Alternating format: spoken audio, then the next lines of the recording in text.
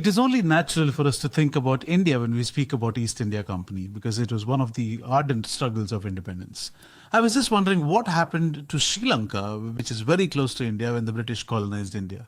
Turns out that British also colonized Sri Lanka, which was under Dutch control. They've taken the coastal regions from the Dutch in 1796 and made it a crown colony by 1802.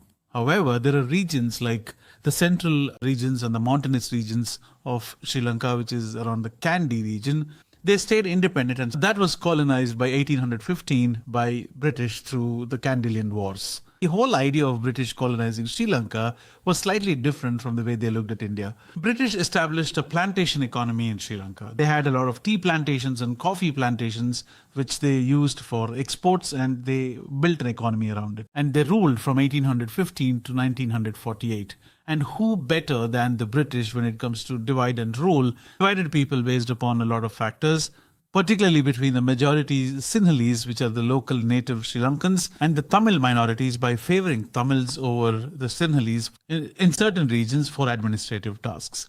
The Tamils were given better access to education. They were given opportunities to take up the government and administrative roles. And all the uprisings that were made by Sri Lankans were suppressed by the British in a very tactful manner. While the British were discriminating between the minority Tamils and the majority Sinhalese, the tensions obviously grew and there was a lot of resentment among the local Sinhalese. The British even imported people from South India to work on the plantations, and they were obviously given better perks, better roles and better administrative positions, better access to education, etc. When Sri Lanka became independent in 1948, the roles were reversed and the Sinhalese started getting prominence while the Tamils were sidelined. And it turns out, because of the resentment and ongoing tensions, Sinhalese started discriminating against the Tamils, who now do not have access to better opportunities, and this went on for a while.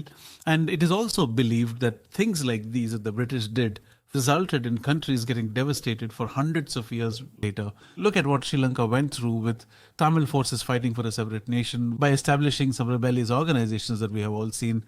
A lot of violence and a lot of hatred amongst each other, which was absolutely uncalled for.